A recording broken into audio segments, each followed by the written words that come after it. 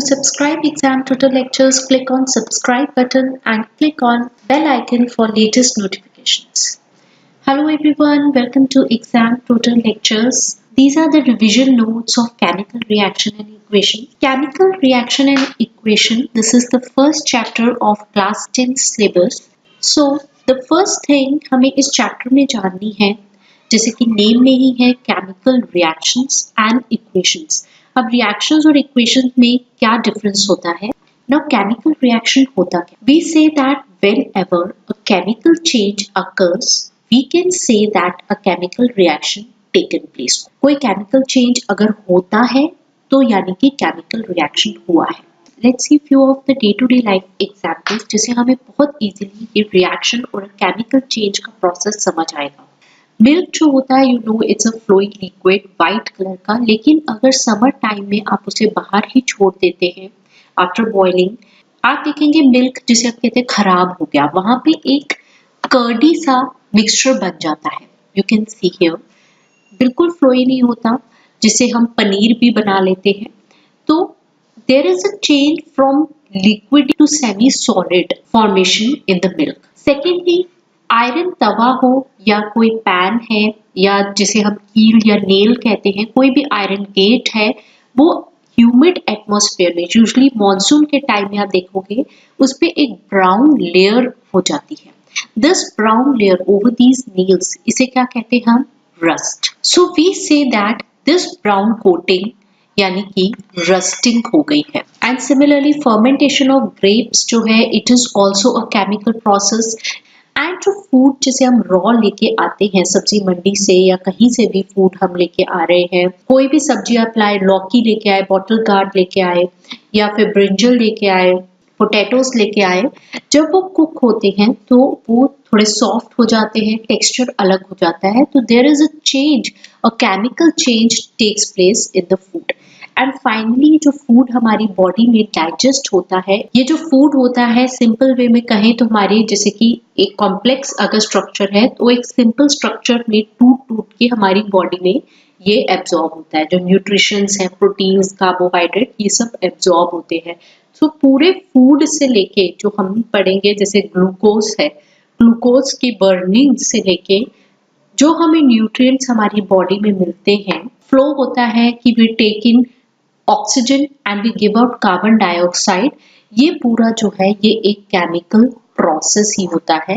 So there is a chemical change in all these examples. And जब ऐसा कोई chemical change होता है तो हम कहेंगे केमिकल रिएक्शन हुआ है.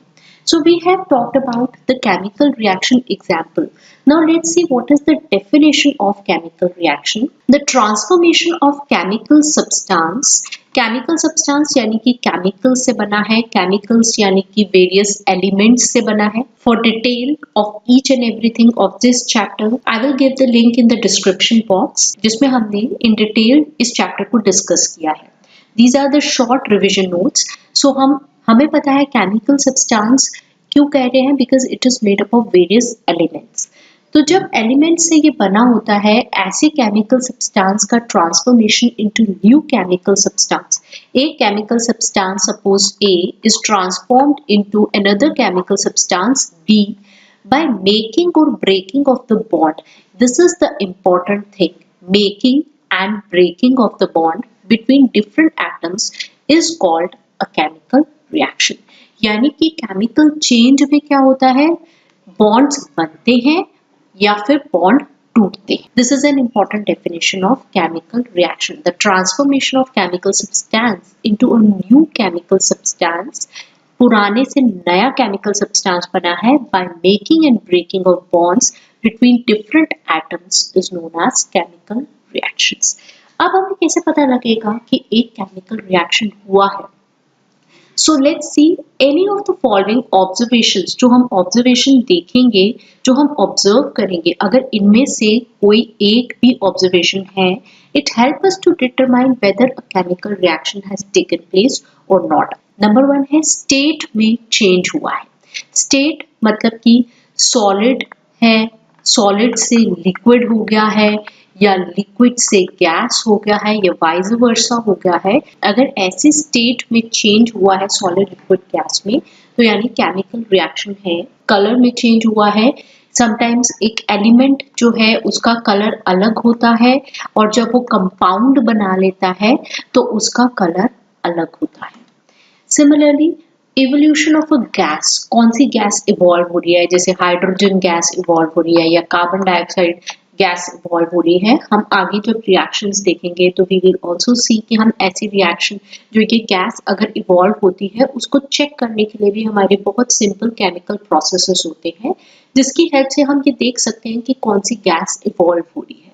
So evolution of a gas is one of the observation जिससे हमें पता लगता है कि एक केमिकल रिएक्शन हुआ है। Last is change in the temperature. हम देखेंगे टेम्परेचर बढ़ रहा है, इट इज इंक्रीजिंग और इट इज डिक्रीजिंग। ओके, ये बोथ जो है ये एक इम्पॉर्टेंट टर्म्स बनती हैं बिकॉज कुछ रिएक्शंस में क्या होता है, जो फाइनल प्रोडक्ट बनता है उसका टेम्परेचर बहुत ज़्यादा हो जाता है। तो बहुत ज़्यादा हो रहा है यानी कि बहुत ज़्यादा हीट इवॉल्व हो रही है during the formation of reactant.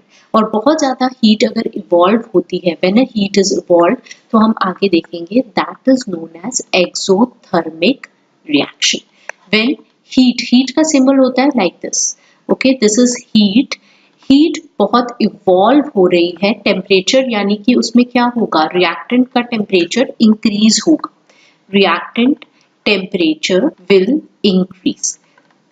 When you write in your exams, don't write the short forms. ये आपको समझाने के लिए यहाँ पे है, जैसे I've written here TEMP dot. So don't try to write because these are your learning stages. तो आपको पूरा ही लिखो, temperature will increase. Increase should be full form. Increase like this. Similarly, exothermic का उल्टा होता है endothermic. Okay, endothermic में क्या होता है, temperature of the reactant side decreases. So this was the definition of chemical reaction. अब हमारे जो चैप्टर का नेम है उसमें क्या है, चैप्टर का name, the chapter name is chemical reaction and equations. तो अब हम देखते हैं कि केमिकल इक्वेशन क्या होता है। दिस वर्ड इक्वेशन ये क्या शो करता है, it shows the change of reactants. अब ये रिएक्टेंट्स क्या होते हैं, suppose there are two chemicals A and B जो आपस में रिएक्ट कर रहे हैं। So these are the reactant. ये जो प्रोडक्ट बना रहे हैं उनके बीच में क्या चेंज हुआ है, क्या प्रोडक्ट बना है, सपोज C+D प्रोडक्ट बना है, तो ये वर्ड इक्वेशन इस चेंज को दिखाता है। It shows the change of reactants to product through an arrow which is placed between them.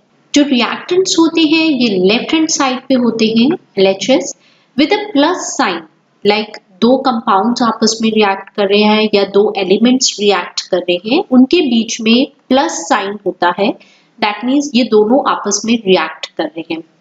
And similarly जो प्रोडक्ट्स होते हैं ये किस साइड पे होते हैं, they are on the right hand side RHS, and इनके बीच में भी प्लस साइन होता है। जो प्रोडक्ट्स बने हैं ABCD और भी बने हैं, जितने भी प्रोडक्ट्स बने हैं उनके बीच में प्लस साइन होता है। और रिएक्टेंट्स एंड प्रोडक्ट्स जो होते हैं उनके बीच में एरो हेड होता है, एंड ये एरो हेड किस साइड, ये जो एरो है ये किस साइड पॉइंट करता है, ये पॉइंट करता है in the direction from reactant towards the product. यानी कि ये रिएक्टेंट्स थे एंड उसके बाद क्या बना, ये प्रोडक्ट्स बने।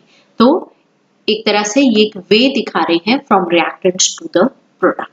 सो इक्वेशन हमें ये जो केमिकल चेंज हो रहा है, जो रिएक्शन है उसको वर्ड फॉर्म में जो हम लिखते हैं उसे केमिकल इक्वेशन कहते हैं।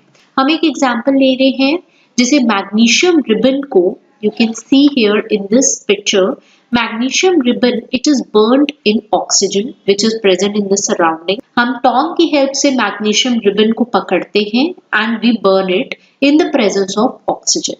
And आप देखेंगे एक white powder is collected in the watch glass. Magnesium ribbon से एक white powder बना है जो वॉच ग्लास में इकट्ठा हुआ है, तो यानी कि कोई केमिकल चेंज हुआ है। तो अब हम इस केमिकल चेंज को बहुत सिंपली अगर हम लिखना चाहें तो वर्ड इक्वेशन फॉर्म में हम पूरी केमिकल रिएक्शन को समझा सकते हैं। ओके, हुआ क्या, मैग्नीशियम हमने लिया तो हमने वर्ड इक्वेशन में मैग्नीशियम लिखा, प्लस किसके साथ ये रिएक्ट हुआ, oxygen which is present in the surrounding, and क्या बना, मैग्नीशियम ऑक्साइड बना। ये जो व्हाइट पाउडर जो वॉच क्लास में इकट्ठा हुआ ये क्या है, दैट इज मैग्नीशियम ऑक्साइड। सो ये तो वर्ड इक्वेशन है जिसमें हमने पूरे पूरे वर्ड्स लिखे हैं for the magnesium element. Oxygen के लिए पूरा ऑक्सीजन लिखा है, दीज आर द रिएक्टेंट्स जो कि लेफ्ट हैंड साइड पे लिखे हैं, प्रोडक्ट्स जो बना है यानी मैग्नीशियम ऑक्साइड उसको हमने राइट हैंड साइड पे लिखा है। Every time you can not write like this, ये तो सिंपली आपने पूरा पूरा लिख दिया है, because sometimes they are very big reactions, तो उनको इस तरह से वर्ड फॉर्म में लिखना प्लॉजिबल नहीं है। तो हम क्या करते हैं, केमिकल इक्वेशन लिखते हैं। केमिकल इक्वेशन में हम केमिकल फॉर्मूले यूज करते हैं ऑफ द एलिमेंट और compound instead of words. So chemical equation क्या रिप्रेजेंट करता है, केमिकल रिएक्शन को। This is the main point. जो हमारी वर्ड इक्वेशन थी वो क्या थी, magnesium plus oxygen is giving you magnesium. In chemical equation में हम इनके सिंबल्स लिखेंगे, केमिकल फॉर्मूले लिखेंगे, जैसे कि मैग्नीशियम का सिंबल क्या होता है, Mg, एंड ऑक्सीजन का सिंबल जो होता है, ऑक्सीजन नेसेंट ऑक्सीजन यानी कि खाली O प्रेजेंट नहीं होता, ऑक्सीजन इज प्रेजेंट फॉर्म में, सिंपलेस्ट फॉर्म में दो ऑक्सीजन जुड़ के मिलते हैं यानी O2 फॉर्म में एटमॉस्फेयर में प्रेजेंट होता है। So that is why we will write O2। Di का मतलब होता है two atoms. So magnesium plus oxygen and it's giving you magnesium oxide.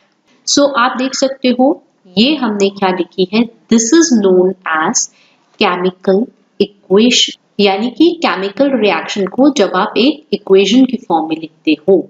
सो अभी आप देखोगे this reaction is not balanced.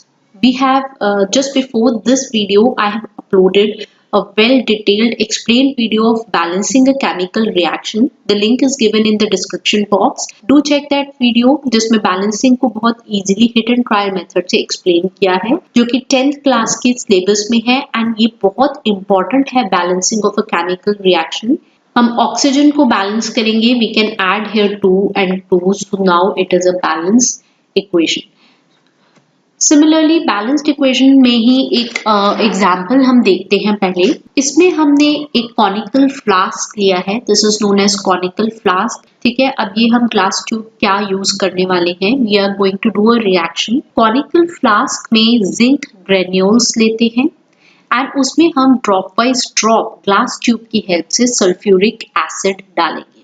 आप देख सकते हो वर्ड फॉर्म में जब इक्वेशन लिखी जाती है, वर्ड फॉर्म में जब इक्वेशन लिखी जाती है it is known as word equation, यानी कि सिंबल्स नहीं लिखे, पूरे वर्ड्स लिखे हैं। लेफ्ट हैंड साइड पे what are the two reactant, zinc and sulphuric acid. Arrow head इस साइड जा रहा है towards the right hand side, and right hand side पे जो आपके प्रोडक्ट्स बने हैं, what are the different products, they are zinc sulphate and hydrogen is formed. So आप देखोगे हमने पीछे ही बताया था कि केमिकल रिएक्शन हुआ है, इसका एक ऑब्जर्वेशन ये होता है कि कोई ना कोई गैस रिलीज होती है। यहाँ पे कौन सी गैस रिलीज हुई है, हाइड्रोजन गैस। हमें सिंबल्स लिखने होंगे, जिंक का सिंबल है Zn and sulphuric acid is H2SO4, zinc sulphate is ZnSO4 and hydrogen is H2। Sometimes आपको वर्ड इक्वेशन दी होती है एंड आपको पूछा जाता है write down the chemical equation. Let's see कि ये बैलेंस्ड है इक्वेशन की नहीं। बैलेंसिंग चेक करने के लिए सबसे पहले we write all the elements. सब एलिमेंट्स हम लिखेंगे जो दोनों साइड पे प्रेजेंट है। एलिमेंट्स हैं zinc, hydrogen, sulphur and oxygen. उसके बाद हम क्या करते हैं कि लेफ्ट हैंड साइड पे कितने एटम्स प्रेजेंट है एंड राइट हैंड साइड पे कितने प्रेजेंट है। आप देख सकते हो लेफ्ट हैंड साइड पे कितने जिंक है, 1, एंड हाइड्रोजन कितने हैं, 2, एंड सल्फर कितने हैं, 1, एंड ऑक्सीजन कितने हैं, 4। सिमिलरली राइट हैंड साइड का हम लिख लेंगे जिंक 1। सो राइट हैंड साइड का भी हमने लिख लिया। तो यू कैन सी हियर कि यहाँ पे number of atoms on both the side of each element same है। जिंक एक है तो दोनों एक ही हैं दोनों साइड पे, हाइड्रोजन भी सेम है, दो हाइड्रोजन है, सल्फर भी सेम है, एक सल्फर है, there is 1 sulphur, and oxygen is also same, there are 4 atoms of oxygen on the both side. यानी कि ये रिएक्शन क्या है, ये रिएक्शन है बैलेंस्ड। अगर आपकी रिएक्शन बैलेंस्ड नहीं होती, जैसे कि पिछली रिएक्शन हमने देखी थी मैग्नीशियम रिबन वाली, इफ नॉट द इक्वेशन को हम अनबैलेंस्ड कहते हैं। ऑब्वियसली बैलेंस्ड का उल्टा इज अनबैलेंस्ड। व्हाई? अब क्यों अनबैलेंस्ड है? हमें पता है law of conservation of mass जो होता है फॉलो होता है इन अ केमिकल रिएक्शन, यानी कि रिएक्टेंट साइड पे एंड रिएक्टेंट साइड पे एंड प्रोडक्ट साइड पे, दोनों साइड पे जब आप मास टोटल करेंगे, यानी A प्लस बी जो रिएक्टेंट है और C प्लस डी, इनके मास, सपोज A प्लस बी का मास 20 है एंड C प्लस डी का भी कितना होना चाहिए? 20 होना चाहिए। तो यानी कि law of conservation of mass follow होना जरूरी है फॉर अ रिएक्शन जो फिजिबल होएगी। सो अनबैलेंस्ड रिएक्शन अगर होती है आपकी, तो उसे हम ऐसी केमिकल इक्वेशन को हम स्केलेटल केमिकल इक्वेशन कहते हैं एंड उसमें हम मास को बैलेंस करने की कोशिश करते हैं बाय पुटिंग अप कोफिशिएंट्स में नंबर को। So this is the slide from that video जिसमें हमने डिटेल में बैलेंसिंग डिस्कस की है। So let's see फटाफट से what is balancing. For example, this is an unbalanced equation. This is the skeletal chemical equation. हमें इसे बैलेंस करना है। जो वेरी फर्स्ट स्टेप होता है वो होता है to write a chemical equation, word equation से, and the next step, step 2 होता है आपको लिस्ट करना होता है नंबर ऑफ एलिमेंट्स जो कि रिएक्टेंट साइड पे और प्रोडक्ट साइड पे प्रेजेंट है। So let's see here, this is the table जो बनेगा। इस इक्वेशन में there is iron, hydrogen and oxygen which is present and number of atoms जो present है reactant side पे वो है iron 1 iron is there, 2 hydrogen is there and 1 oxygen, and product side पे 3 iron is there and hydrogen is 2 and oxygen is 4। आप देख सकते हो this is a unbalanced equation। आपको बैलेंसिंग करने के लिए हिट एंड ट्रायल मेथड से आपको मैक्सिमम वर्ड को याद रखना है। मैक्सिमम वर्ड मतलब कि हम कैसे बैलेंस शुरू करेंगे, हम वो कंपाउंड सिलेक्ट करेंगे, राइट हैंड साइड हो चाहे लेफ्ट हैंड साइड हो, जिसमें maximum number, maximum types of elements present, जैसे कि यहाँ पे है Fe3O4। तो Fe3O4 को बैलेंस करना शुरू करेंगे। अब इसमें भी मैक्सिमम वर्ड आता है। अब किस एलिमेंट को करेंगे? आयरन को करेंगे कि ऑक्सीजन को करेंगे? हम करेंगे उसको जिसके नंबर ऑफ एटम्स ज्यादा है। तो किसके एटम्स ज्यादा है? ऑक्सीजन। सो इस क्राइटेरिया से हमने Fe3O4 आयरन ऑक्साइड जो कि राइट हैंड साइड पे प्रेजेंट है उसको सिलेक्ट किया है और we will start balancing oxygen atoms. Oxygen atoms कैसे बैलेंस करेंगे? यहाँ पे 4 ऑक्सीजन है एंड यहाँ पे 1 ऑक्सीजन है, तो 1 को 4 कैसे होगा? इनटू 4 करके। आप यहाँ पे कोफिशिएंट्स लिख सकते हैं और आप बॉक्स के अंदर कोई चेंज नहीं कर सकते। ये नहीं कि अगर मुझे 4 चाहिए तो मैं यहाँ 4 लिख दूं, ओके, मैं यहाँ 4 लिख दूं, ये गलत होगा, या फिर मैं यहाँ 4 लिख दूं, ये भी गलत होगा। आप 4 कोफिशिएंट यानी कि आगे ही लगा सकते हैं। यहाँ पे सबस्क्रिप्ट में कोई चेंज नहीं आएगा। तो जब आपने 4 वाटर के आगे लगा दिया तो यहाँ पे 4 ऑक्सीजन हो गए एंड जब आपने ये किया तो आप यू विल सी कि आपका हाइड्रोजन जो कि अभी पीछे बैलेंस था वो भी अनबैलेंस हो जाएगा, बिकॉज 4 into 2 अब वो कितने हो गए हैं हाइड्रोजन? वो 8 हाइड्रोजन। अब हम किसको बैलेंस करेंगे? हाइड्रोजन। 4 into 2 मतलब कि टोटल 8 हाइड्रोजन यहाँ हो गए। यहाँ पे कितने हैं? 2। तो हम अब यहाँ पे 4 लगा देंगे तो यहाँ पे भी 4 into 2 हाइड्रोजन हो जाएंगे। तो नाउ अभी भी ये बैलेंस्ड नहीं है, बिकॉज आप देखेंगे आयरन बैलेंस्ड नहीं है। There is 3 iron here and only 1 iron here. तो आयरन को बैलेंस करने के लिए हम एलिमेंट आयरन के आगे 3 लगा लेंगे। So now this reaction is a balanced reaction. So एक प्रॉपरली बैलेंस्ड इक्वेशन में जो लास्ट स्टेप आता है, एक प्रॉपरली आपने बैलेंस तो कर लिया, बट वेरी इंपॉर्टेंट इसके बाद जो स्टेप आता है दैट इज कि आप एक बार वेरीफाई जरूर कर लो बैलेंसिंग के बाद, एंड उसके बाद हम इनके फिजिकल स्टेट्स जरूर लिखें। ठीक है, फिजिकल स्टेट्स आपको लिखने हैं, सॉलिड, लिक्विड एंड या गैस है। Now the next step is that what are the various types of chemical reactions which we will cover in this chapter. Number one is combination reaction, next is decomposition reaction, and then is displacement reaction, double displacement reaction, and last is oxidation and reduction reaction, which is also known as redox reaction. So first reaction which we are going to cover is combination reaction. Combination name में ही जैसे पता लग रहा है, what is it? It is combination, combine हो रही हैं दो चीजें. इसमें क्या होता है? A reaction in which a single product is formed from two or more reactants is known as combination reaction. एक प्रोडक्ट बनता है दो और मोर रिएक्टेंट से. फॉर एग्जाम्पल है burning of coal. Coal is carbon. अगर हम कार्बन को बर्न करते हैं in the presence of oxygen तो ये क्या बनता है? ये एक गैस बनाता है, that is carbon dioxide.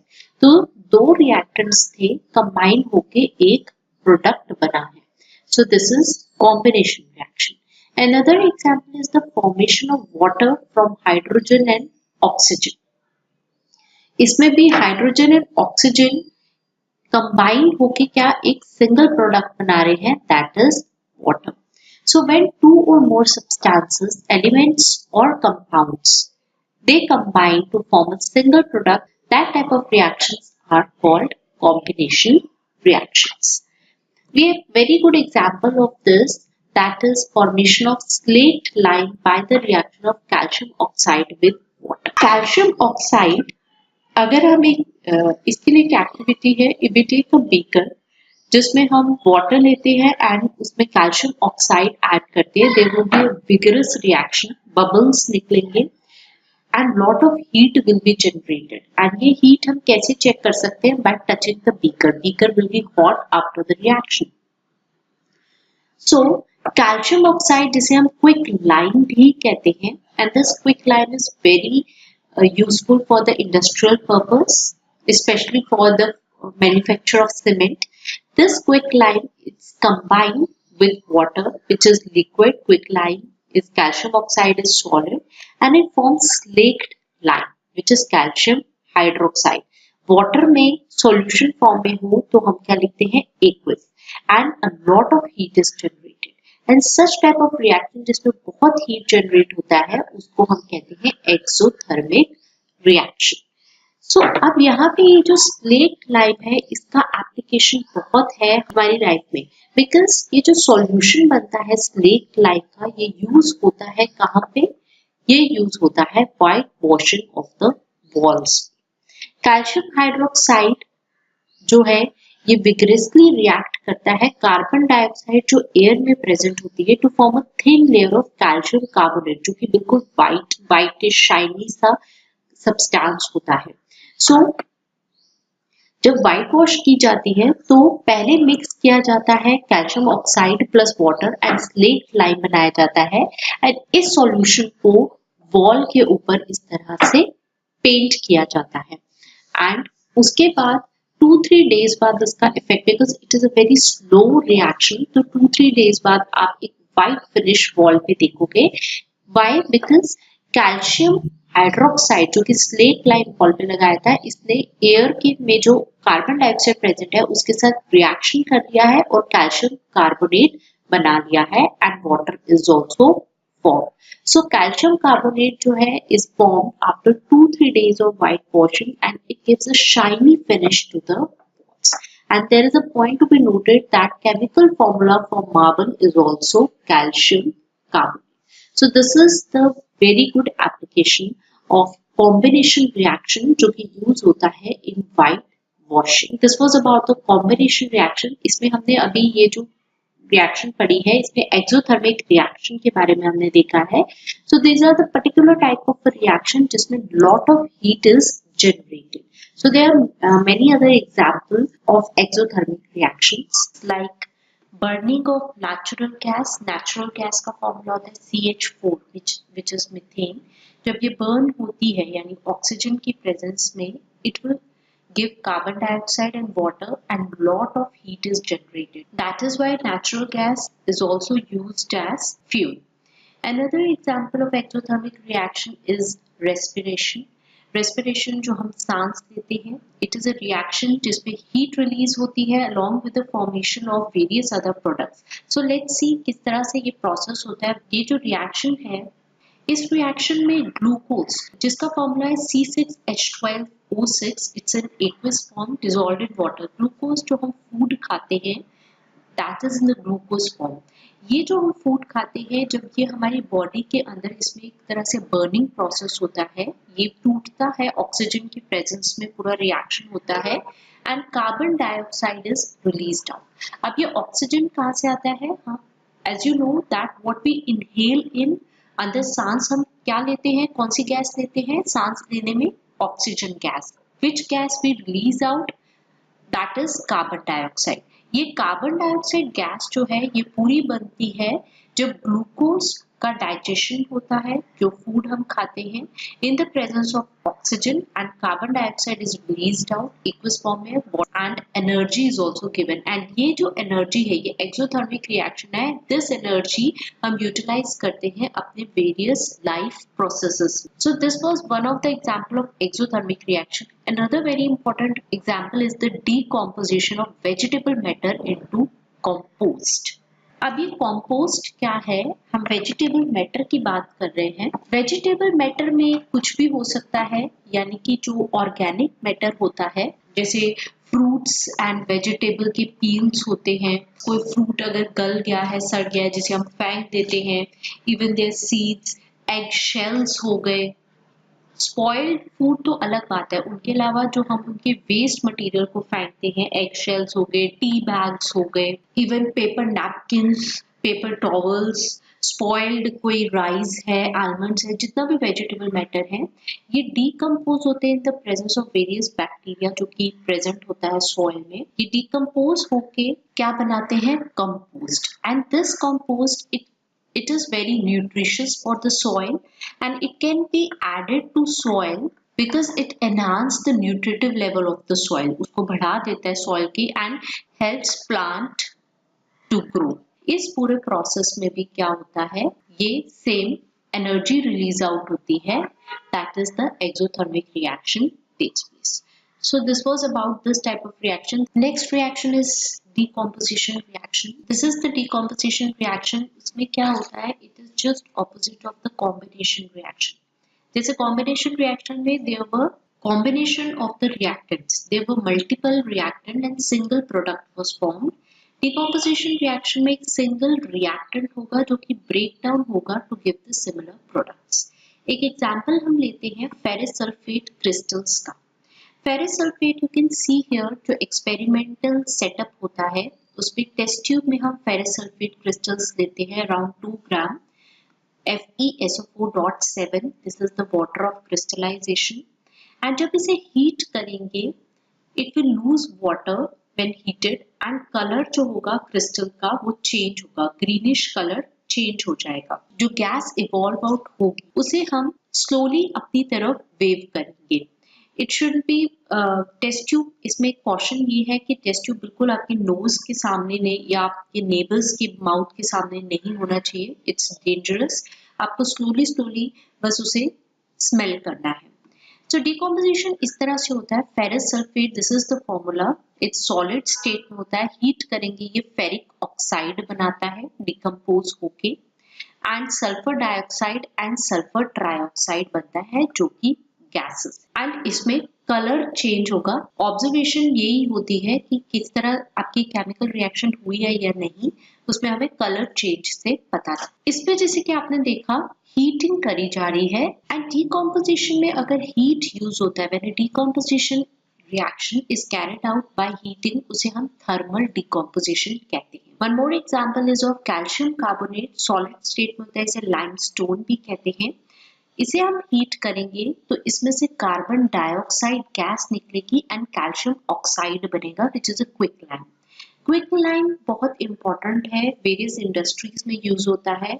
One of the very important usages इसका है that is the formation of cement. Another example of thermal decomposition है लेड नाइट्रेट को हीट करने का. लेड नाइट्रेट जैसे कि हम लेबोरेटरी में कर सकते हैं, we take 2 gram of lead nitrate powder. हम इसे हीट जब करते हैं बॉइलिंग ट्यूब में, टेस्ट ट्यूब होल्डर की हेल्प से आप होल्ड करते हैं टेस्ट ट्यूब को, तो you will see the formation of lead oxide, nitrogen gas is released out and oxygen is formed. ये जो नाइट्रोजन गैस है ये ब्राउन कलर की होती है, तो you will see the brown fumes. तो आप कलर कौन सी गैस इवॉल्व हो रही है या जो प्रोडक्ट टेस्ट ट्यूब में बनते हैं उनके क्या कलर चेंज है, उससे आप रिएक्टेंट एंड प्रोडक्ट देख सकते हैं। ये जो फ्यूम्स हैं that is of nitrogen dioxide. तो ये एक एग्जाम्पल था थर्मल डिकम्पोजिशन का। So next is the electrolysis of water. Basic experiment में we take a plastic mug. इसमें 2 होल्स ड्रिल किए जाते हैं, कॉक रबर स्टॉपर यहाँ लगाया है, 2 इलेक्ट्रोड्स लिए हैं ग्रेफाइट रॉड्स एंड एक को कैथोड बनाया, एक को एनोड बनाया, इनको बैटरी से कनेक्ट किया 6 वोल्ट बैटरी से। दोनों इलेक्ट्रोड्स पे इन्वर्टेड टेस्ट ट्यूब रखी है, यानी उल्टी करके टेस्ट ट्यूब रखी है एंड इसमें वाटर फिल किया है। अब हमें क्या करना है, कुछ drops, few drops of sulphuric acid इस वाटर में ऐड करनी। Few drops of sulphuric acid which is H2SO4। तो इलेक्ट्रोलिसिस ऑफ वाटर, वाटर का फॉर्मूला होता है H2O, यानी कि 2 हाइड्रोजन के एटम्स होते हैं और 1 ऑक्सीजन का। इलेक्ट्रोलिसिस में इसका डिकम्पोजिशन करना है, वो कैसे होगा, और हमने सल्फ्यूरिक एसिड क्यों डाला है, बिकॉज एसिड्स जो होते हैं ये डिसोसिएट हो जाते हैं जब इलेक्ट्रिसिटी पास होती है इनमें से, यानी कि आयंस बनाते हैं एंड जितने आयंस बनेंगे, जितने ज्यादा आयंस होंगे उतने ज्यादा कंडक्टिविटी जो होगी, यानी इलेक्ट्रिक कंडक्टिविटी इंक्रीज होगी। ओके, सो उतना इजिली आपका electrolysis of water. So this was the whole setup. हम जब वोल्ट से ऑन करते हैं, स्विच ऑन करते हैं, तो वाटर इलेक्ट्रोलिसिस होगा एंड ऑब्जर्वेशन हमारा क्या रहेगा, we will see bubbles here. जो इन्वर्टेड टेस्ट ट्यूब है जिसमें पहले पानी था उसे बबल डिस्प्लेस करेंगे। ये हमारा एनोड है and this is our cathode. आपको पता है कैथोड जो होता है वो नेगेटिव इलेक्ट्रोड होता है एंड एनोड होता है पॉजिटिव इलेक्ट्रोड। तो अब कौन सी गैस, अब फॉर्मूला से तो पता लग रहा है, एक हाइड्रोजन गैस बनेगी और एक क्या बनेगी, oxygen gas. This will be the electrolysis process. अब कौन सी गैस कहाँ पे कलेक्ट होगी, बहुत सिंपल आंसर है, this is the observation, the formation of bubbles at both electrode and these bubble displace water in the test. सबसे पहले हम देखते हैं एनोड यानी कि पॉजिटिव में कौन से बनेंगे। पॉजिटिव की तरफ वो गैस आएगी जो कि खुद नेगेटिव आयंस होंगे जिसमें, क्यों, because unlike poles they attract. ये एक चीज है जो आप हमेशा याद रखें। यहाँ पोल्स की बात है, आप चार्जेस की बात कर लें, तो अनलाइक चार्जेस यानी कि पॉजिटिव को अट्रैक्ट करेगा नेगेटिव, यानी कि पॉजिटिव इलेक्ट्रोड एनोड की तरफ आएगा नेगेटिव आयन। तो H2 गैस और हाइड्रोजन गैस बन रही है, तो एक H पॉजिटिव आयन होगा और ऑक्सीजन आपको पता है 2 नेगेटिव आयन बनाता है। तो एनोड की तरफ कौन सी गैस आएगी, it will be oxygen gas and cathode पे कौन सी बनेगी, हाइड्रोजन गैस। सो आप देख सकते हैं कि किसका वॉल्यूम ज्यादा होगा। इधर ही पता लग रहा है जो हमने रिएक्शन लिखी है, these reactants, ये ज्यादा है, हाइड्रोजन ज्यादा है, 2 टाइम्स H2 है और ये ऑक्सीजन 1 ऑक्सीजन है। तो एंड यहाँ फिगर में भी आपको पता लग रहा है, तो वॉल्यूम किसका ज्यादा है, हाइड्रोजन का है। वाटर में क्या होते हैं, 2 atoms of hydrogen and 1 oxygen होते हैं, so volume of hydrogen will be more. So this was about the electrolysis of water. Next is the silver chloride reaction, in which the silver chloride it turns gray in sunlight to form silver metal. अगर हम silver chloride लेते हैं इस तरह से China dish में, हम उसे सनलाइट में रखते हैं, the reaction will take place and this will decompose to silver and chlorine gas will be released out. Similarly, silver bromide के साथ भी same reaction होगा, silver will be formed and bromine gas will be released out. These are important reactions. अब जैसे decomposition reaction हमने देखा कि इसमें कोई ना कोई फॉर्म की एनर्जी रिक्वायर्ड होती है टू कैरी ऑन।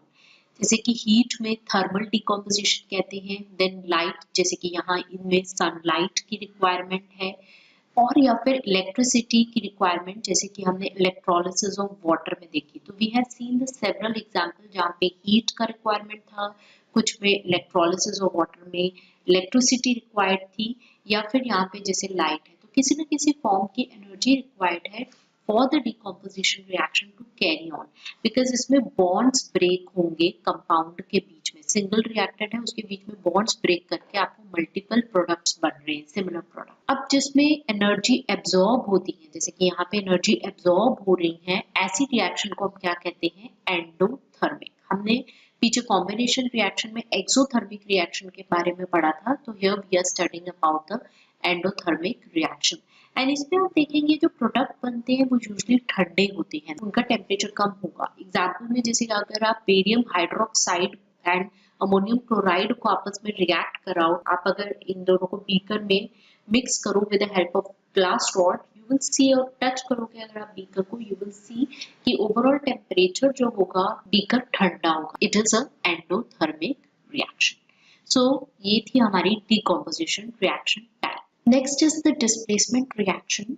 एक्सपेरिमेंट से समझते हैं, वेरी सिंपल एक्सपेरिमेंट। हमें कॉपर सल्फेट सॉल्यूशन लेना है और आयरन नेल्स लेनी है, लोहा। We have to take 2 test tube like this here, okay.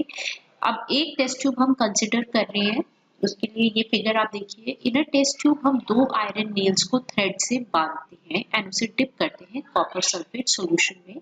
For 20 minutes हम कॉपर सल्फेट सॉल्यूशन में ही आयरन नेल्स को बाहर जब निकालेंगे आफ्टर 20 मिनट्स, हमें देखना है what is the colour change in the solution as well as what is the colour change in the iron nails. दोनों का ही कलर चेंज देखना है, सॉल्यूशन का भी और आयरन नेल्स का। This is the observation. Iron nail जो होगा, जो हम बाहर लेके आएंगे, इट विल टर्न ब्राउन। वो ब्राउन हो जाएगा जब हम उसे कॉपर सल्फेट सॉल्यूशन से बाहर निकालेंगे। अब ऐसा क्यों होता है? एंड ऑल्सो जो सॉल्यूशन को अगर आप कंपेयर करेंगे, बिकॉज हमने 2 टेस्ट ट्यूब्स में सॉल्यूशन लिया है, ए एंड बी, उसे मार्क कर देंगे, तो आप देखेंगे कि जिसमें हमने आयरन नेल्स नहीं डाले थे उसका ब्लूइश कलर ही है, लेकिन जिसमें हमने आयरन नेल्स डाले थे उसका जो कलर होगा वो फेड हो जाएगा। So there will be the overall change in the solution as well as the iron nails उनके कलर का। ऐसा क्यों होता है? Because of the reaction, and वो कौन सी रिएक्शन है? That is the displacement reaction। Reaction क्या होता है? आयरन, ये आयरन नेल्स का है, प्लस कॉपर सल्फेट। जब इन दोनों को हम मिक्स करते हैं, यानी आयरन को कॉपर सल्फेट सॉल्यूशन में डालते हैं, तो ये जो आयरन होता है ये डिस्प्लेस कर देता है इस कॉपर को और आयरन सल्फेट बना देता है ये सॉल्यूशन में। That is why copper sulphate का कलर फेड हो गया, क्योंकि आयरन सल्फेट बन जाता है। एंड जो ये कॉपर बनता है ये डिस्प्लेस कर देता है आयरन नेल्स को, iron of the iron nails, और उसको ब्राउन कलर दे देता है। तो आयरन हैज डिस्प्लेस्ड और removed another element copper from the copper sulphate solution. Iron ने डिस्प्लेस कर दिया, so the displacement reaction has taken. इसी तरह zinc in copper sulphate, zinc sulphate बनाएगा एंड कॉपर इस तरह से बन जाएगा। And similarly lead in copper chloride solution will form lead chloride and copper is. So हुआ क्या है इनमें कि जिंक और जो लेड है ये ज्यादा रिएक्टिव है।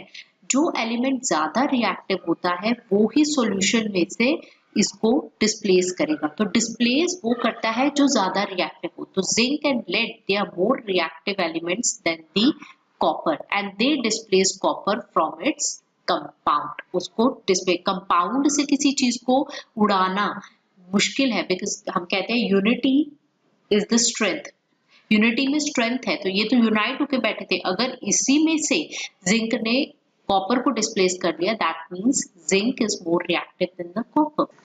Next reaction is double displacement reaction. In double displacement already we have done displacement reaction. Now what happens in it? यहाँ पे डबल एक्सचेंज होगा, नेम से ही पता लग रहा है। And with an activity we will try to understand what is it. Let's see this activity, a very simple activity. We are taking here 2 test tubes in this test tube there is sodium sulphate and equal amount हम दोनों में ले रहे हैं। दूसरे test tube में है barium chloride, equal amount हम ले रहे हैं here 3 ml of sodium sulphate and 3 ml of barium chloride. हम स्लोली हम पोर करेंगे सोडियम सल्फेट को बेरियम क्लोराइड में। Here it is barium chloride 3 ml and what will be the reaction? Let's see. Sodium sulfate formula is Na2SO4 aqueous है because it's solution form and barium chloride is Ba barium and chloride it's also aqueous. तो आप reaction देखोगे what will be formed? Barium sulfate and sodium chloride. आपको कैसे पता लगेगा? एक white precipitate आपको यहाँ पे टेस्ट ट्यूब के नीचे मिलेगा and this white precipitate it's an insoluble, ये पानी में डिसॉल्व नहीं होता।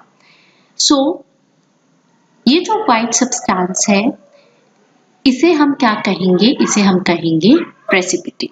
Let's see this reaction carefully. हुआ क्या है आप देखेंगे, there is an exchange of the ions. Barium के साथ पहले क्लोराइड था, बाद में ये सल्फेट लग गया एंड सोडियम के साथ जैसे सल्फेट है बाद में ये क्या हो गया? क्लोराइड आयन लग गया। सो ओवरऑल सोडियम क्लोराइड तो सॉल्युबल है लेकिन बेरियम सल्फेट इनसॉल्युबल है। आपको सोडियम क्लोराइड के बारे में पता है, it's a soluble. So barium sulphate जो है it is the white substance जो कि प्रेसिपिटेट की फॉर्म में नीचे कलेक्ट हो जाएगा एंड ऐसी reaction that produces a precipitate जिसमें इस तरह का insoluble substance बनता है, that is called precipitation reaction, जिसमें precipitate बनता है। and this overall reaction जो हुई है जिसमें exchange हुआ ions का, isn't it? There is a exchange of ions between the reactants, they are called double displacement reaction. Displacement में तो एक ही आयन एक्सचेंज होता है, यहाँ पे दोनों रिएक्टेंट के साथ एक्सचेंज हो गया है, so that is why it is known as double displacement reaction. जो व्हाइट प्रेसिपिटेट बना है वो कैसे बना है? By the reaction of barium ion which is Ba2 positive and sulphate ion SO4 2 negative. ये सल्फेट कहाँ से आया? ये सल्फेट सोडियम सल्फेट से आया एंड बेरियम कहाँ से? बेरियम आयन कहाँ से आए? बेरियम क्लोराइड से आए। तो ये आपस में this is 2 positive 2 negative combine करके इन्होंने क्या बना दिया? बेरियम सल्फेट बना दिया एंड बचे क्या?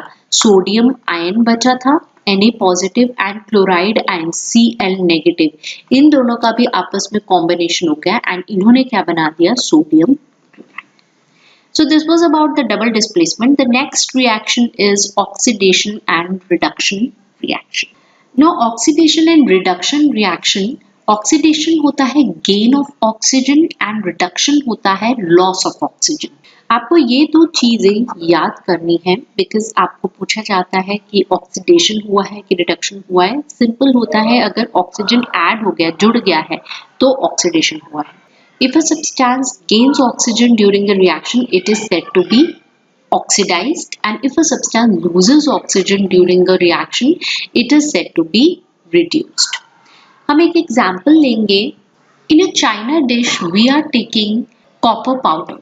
Here is a copper powder and copper का color क्या होता है? It is brown color. And इसके ऊपर से the surface of copper, इसे हम जब बर्न करेंगे ऑक्सीजन की प्रेजेंस में तो आप देखेंगे इसकी सरफेस पे एक ब्लैक कोटिंग हो जाती है, ब्लैक कोटिंग। एंड ये ब्लैक कोटिंग किसकी होती है? ये है कॉपर ऑक्साइड जो कि ब्लैक कलर का होता है। दिस इज बिकॉज ये रिएक्शन कैरिड आउट होती है on burning copper in presence of oxygen. Heat जब हम प्रोवाइड करते हैं it will form copper oxide. Here it is brown in colour copper and ये टर्न हो जाएगा ब्लैक कलर में। Why? Because of the formation of copper oxide.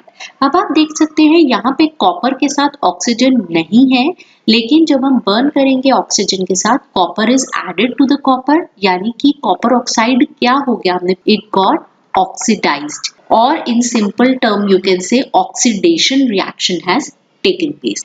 अब इसका रिवर्स जो है यानी कि रिडक्शन कहाँ होगा?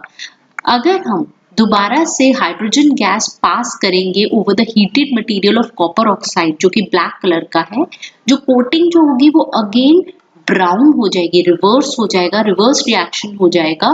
कॉपर ऑक्साइड में हाइड्रोजन हमने डाल दिया तो वो ऑक्सीजन को ले लेगा, लॉस ऑफ ऑक्सीजन हो जाएगा and copper will be formed again which is brown in colour and water will be formed. तो यहाँ पे क्या होगा, लॉस ऑफ ऑक्सीजन हो गया, so it is a reduction reaction which has taken place. So redox reaction यही reaction होती है। redox reaction means red, इसके नेम में ही दोनों reaction है, red is reduction and ox is oxidation. The copper oxide is losing oxygen and is being reduced.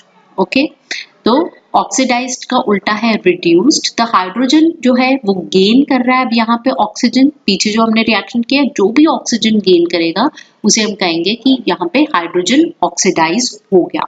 In other word one reactant get oxidise while the other gets reduced. किसी को oxygen मिल रहा है, कोई किसी से oxygen लिया जा रहा है ड्यूरिंग द रिएक्शन। एंड ऐसी रिएक्शन जिसमें एक रिएक्टेंट को ऑक्सीजन मिलता है यानी कि जो ऑक्सीडाइज्ड होती है और दूसरा रिएक्टेंट ऑक्सीजन लूज कर देता है यानी वो रिड्यूस होता है, तो ऐसी रिएक्शन को जिसमें ऑक्सीडेशन रिडक्शन दोनों प्रोसेस हो रहा है, ऐसी रिएक्शन को हम क्या कहते हैं, redox reaction. This is the definition of redox reaction. This was all about the various types of reaction. Next है हमारी डे टू डे लाइफ का कुछ एग्जाम्पल है। ऑक्सीडेशन में हम देखते हैं एवरीडे लाइफ में कोरोजन सबसे पहले देखते हैं। कोरोजन टर्म मतलब खराब होने से ही रिलेटेड। आप देखेंगे जो आयरन आर्टिकल्स होते हैं वो शाइनी होते हैं, जो न्यू होते हैं, ओके लेकिन with time what happens, they get coated with a reddish brown powder, और उस रेडिश ब्राउन पाउडर को हम क्या कहते हैं, दैट इज रस्ट। हम कहते हैं ना जंग लग गया, लोहे को जंग लग गया और वो ब्रिटल हो जाता है, इजिली टूट जाता है, तो ये कॉमनली हम इसे रस्टिंग ऑफ आयरन कहते हैं। और when a metal is attacked by a substance around it, जैसे कि मॉइस्चर, एसिड, और उसकी वजह से उसमें के एलिमेंट्स जो हैं वो करोड होने लगते हैं, crore, and this process is called corrosion. जैसे कि कुछ एग्जांपल है, सिल्वर है, सिल्वर में भी आप देखेंगे सिल्वर में ब्लैक कोटिंग हो जाती है, it is also a corrosion. Similarly copper में भी ऐसा ही होता है, उसके ऊपर ग्रीनिश कोटिंग होती है, that is also a corrosion. So this was an and next is rancidity. जब फैट्स एंड ऑयल्स ऑक्सीडाइज हो जाते हैं they become rancid, and rancid होने से क्या होता है, उनमें स्मेल और उनका टेस्ट भी खराब हो जाता है। एंड यूजली ऐसी ऑक्सीडेशन को बचाने के लिए, क्योंकि फैट्स एंड ऑयल वाली जो भी चीजें होती है विद टाइम वो उसमें से गंदी स्मेल आने लगती है, ये बचाने के लिए एंटीऑक्सीडेंट्स उसमें डाला जाता है। अगर आपने चिप्स के पैकेट देखे होंगे तो वो काफी फ्लफी होते हैं, उनमें एयर होती है, इनर्ट एयर होती है इसके अंदर, लाइक नाइट्रोजन प्रिवेंट करता है, जो कि एंटीऑक्सीडेंट है, ऑक्सीडेशन रिएक्शन नहीं होने देता ये इनर्ट गैस, एंड ये रेंसिडिटी को भी प्रिवेंट करता है। सिमिलरली इसके अलावा हम ऐसी प्रोसेसेस बचाने के लिए फूड आर्टिकल्स को हम एयर टाइट कंटेनर्स में रख सकते हैं to prevent it from oxidation. So these were few of the effects of oxidation reaction in our everyday life. That's all for this revision topic 1. Thank you very much.